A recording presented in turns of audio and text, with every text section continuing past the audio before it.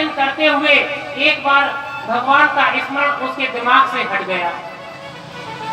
और जब वो नित्य क्रिया से नदी से स्नान करके जब वापस आ रहा था, तो आते हुए उसने एक युवती को व्यभिचार करते हुए व्यभिचार रत देख लिया।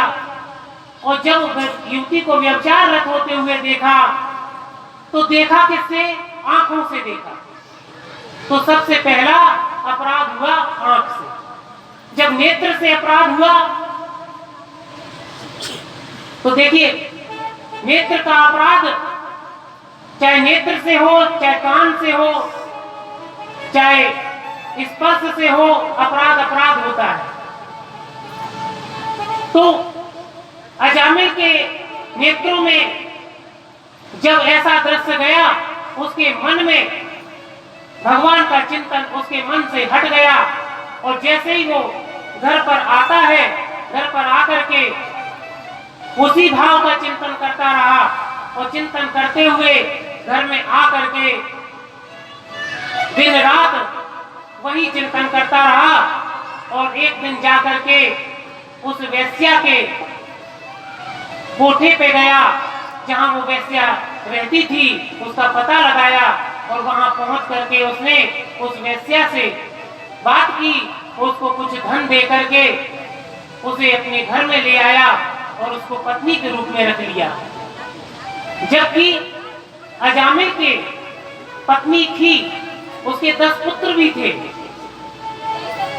उसके जो 10 पुत्र थे, तस्य प्रवस्याः पुत्रा 10, उसके 10 पुत्र थे। तेषां तु यो हवमः नाम्नानस्य सदा चोरा बालो नारायणो नाम्ना पित्रोस्य दयतो वृषम्। अब देखिए उसके घर में जब वो वेश्या को ले आया, अजामिल नाम का ब्राह्मण, एक बार उसके पत्नी के गर्भ से एक पुत्र हुआ जिसका नाम अभी उसने रखा नहीं था। लेकिन एक दिन क्या हुआ, उसने अपनी पत्नी को भगा दिया था, वेश्या को रख लिया था। वेश्या से ही जो पुत्र हुए थे, तो वो अजामिल का जो पुत्र था। अब एक दिन क्या हुआ कि एक साधु महात्मा आए। जब साधु महात्मा का आगमन हुआ अजामिल के घर में, तो अजामिल घर में थे नहीं, पत्नी थी वही वेश्या। देखो जब वेश्या को अजामिल का संग मिला, तो वेश्या जब घर में आई, तो घर में पंडित जी के कुछ ग्रंथ पुराण या कुछ तो बातें शेष रह गई थी, जो उनके अंदर ये बताती है कि उनके अंदर कुछ सद्विचार कहीं ना कहीं छिपे हुए थे। उसको देख करके वेश्या में भी कुछ भाव भगवत भक्ति के भी आ गए थे। जब वहां पर वो महात्मा जी आए, तो महात्मा जी अंदर प्रवेश करने लगे, तो अजामिल की जो पत्नी थी, उस पत्नी ने महात्मा जी को अब इस वजह से शरण देने के लिए कहा, मतलब सोचा कि कहीं ऐसा ना हो कि अजामिल नाराज हो जाए कि किसी जो है महात्मा का घर से अनादर किया। इसलिए उस वेश्या ने उसकी पत्नी जो थी अजामिल की, उन्होंने जो है उन साधु महात्मा को एक आसन बिछा करके वहां बिठा दिया। बाहर घर में भी नहीं, एक बाहर एक वृक्ष था, उसके नीचे वो महात्मा जी बैठ गए।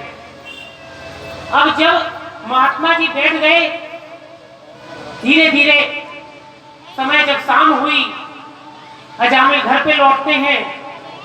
जब अजामिल घर में लौटते हैं तो देखा कि एक साधु महात्मा बाहर बैठे हुए हैं। तो अजामिल को ये लगा, अरे साधु महात्मा को यहाँ क्यों बिठाया हुआ है। तब वेश्या ने यानी उनकी पत्नी ने कहा कि अगर आप आदेश दें तो इन्हें अंदर बुला लें। तो अजामिल ने अपनी पत्नी को ये अनुमति दे दी है।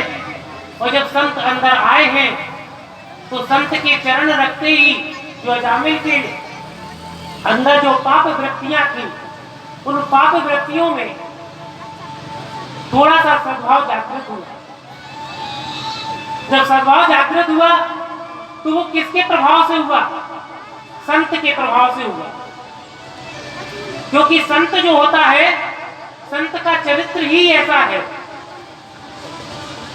गोस्वामी तुलसीदास जी भी महाराज कहते हैं, क्या कहते हैं?